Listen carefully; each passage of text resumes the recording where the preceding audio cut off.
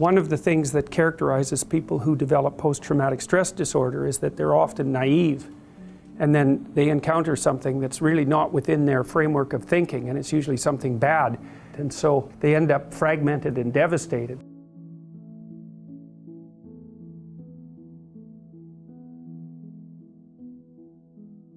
If you ask a disagreeable person what he wants, say, or she wants, they'll tell you right away. They know. It's like, this is what I want and this is how I'm going to get it.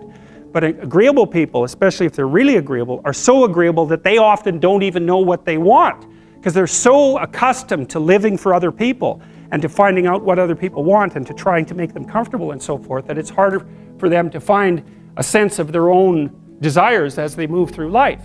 And that's not, look, there's situations where that's advantageous, but it's certainly not advantageous if you're going to try to forge yourself a career. That just doesn't work at all. And so even though on average men and women aren't that much different in terms of their levels of agreeableness by the group, if you go out and you look at the extremes, they're very different. So all of the most agreeable people are women, and all of the most disagreeable people are men. And the thing is, the extremes are often what matter rather than what's in the middle. And so one of the ways that's reflected in society, by the way, is there's way more men in prison. And the best personality predictor of being imprisoned is to be low in agreeableness. It makes you callous. Now you might think, well, what's the opposite of compassion and politeness? And the answer to that is, I think it's best sort of conceptualized as a trading game. So let's say that we're going to play repeated trading games. And if you're very agreeable, then you're going to bargain harder on my behalf than you're going to bargain on your own behalf. Whereas if you're very disagreeable, you're going to do the reverse. You're going to think, I'm in this trading game for me, and you're going to take care of your own interests. Where an agreeable person is going to say, no, at best this is, at worst this has to be 50-50, but I'd like to help you every way I can. One of the things you have to be careful of if you're agreeable is not to be exploited, because you'll line up to be exploited. And I think the reason for that is because you're wired to be exploited by infants. And so that just doesn't work so well in that actual world. And one of the things that happens very often in psychotherapy, people come to psychotherapy for multiple reasons, but one of them is they often come because they're too agreeable. And so what they get is so-called assertiveness training, although it's not exactly assertiveness that's being trained. What it is the ability to learn how to negotiate on your own behalf. And one of the things I tell agreeable people, especially if they're conscientious, is say what you think. Tell the truth about what you think. There's going to be things you think that you think are nasty and harsh, and they probably are nasty and harsh, but they're also probably true. And you need to bring those up to the forefront and deliver the message. And it's not straightforward at all, because agreeable people do not like conflict. Not at all. They smooth the water. And you can see why that is in accordance with the hypothesis that I've been putting forward. You don't want conflict around infants. It's too damn dangerous. You don't want fights to break out. You don't want anything to disturb the relative peace. And if you're also more prone to being hurt physically and perhaps emotionally, you're also maybe loath to engage in the kind of high intensity conflict that will solve problems in the short term, because it takes a lot of conflict to solve problems in the short term. And if that can spiral up to where it's dangerous, which it can if it gets uncontrolled, it might be safer in the short term to keep the waters smooth and to not delve into those situations where conflict emerges. The problem with that is it's not a very good medium to long-term strategy, right? Because lots of times there are things you have to talk about because they're not going to go away. And the advantage to having a well-socialized disagreeable person is that they really don't let much get in their way. So if it's really useful to investigate the viewpoints of people who have opposing views to yours.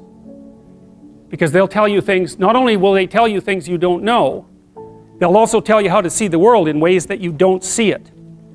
And they'll also have skills that you don't have, that you could develop. So for example, if you're an introverted person, it's very useful to watch an extroverted person, because the extroverted person has ways of being in the social world that aren't natural to you, that you can use to improve your toolkit. And if you're disagreeable, one of the best things to do with disagreeable people, especially if that's alienating them from other people, for example, because it can, people treat you like you're a selfish, arrogant son of a, maybe that's because you are. It's like, okay, so what do you do about that? One of the most promising treatments, let's say, for that is get the person to do something for someone else once a day, just as a practice. and learn how to do it. Maybe you can wake the circuit up, you know, if you think that it's lying dormant in you, which is probably right.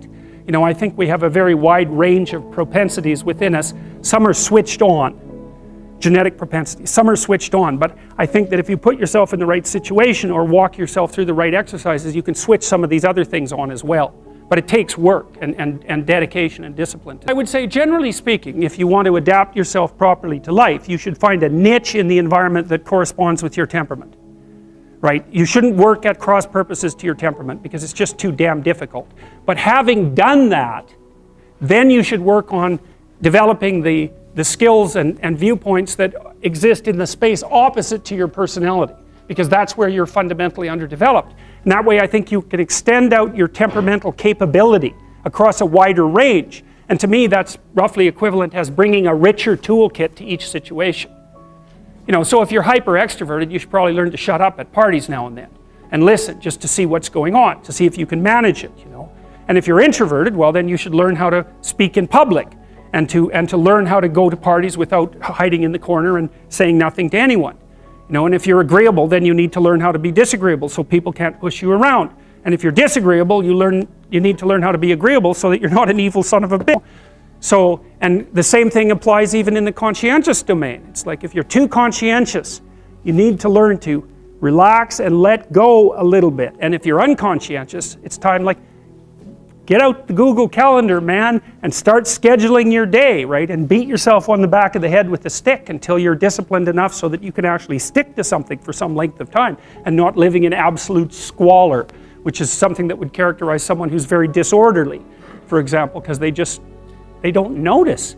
It doesn't bother them, disorder. It's like, maybe they can see it, but it doesn't have any emotional valence, and so it doesn't have any motivational significance. You know, so the other thing you might want to think about too, if you're choosing a partner, is try not to choose someone who's too distant from you on the temperamental variables, because you're going to have a hard time bridging the gap. You know, it's hard for an introverted person and an extroverted person to coexist. And it's really hard for an orderly person and a disorderly person to coexist because they will drive each other nuts. Why don't you pick up? Why are you so obsessed by it?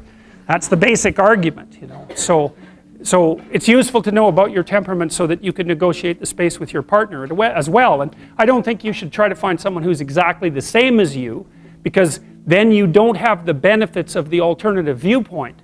But you got to watch it, because you may hit irreconcilable differences of various sorts. And I've seen that most particularly among couples who are high and low in openness. That's a rough one. And also high and low in conscientiousness. That's another rough one, because they just cannot see how the other person sees the world at all.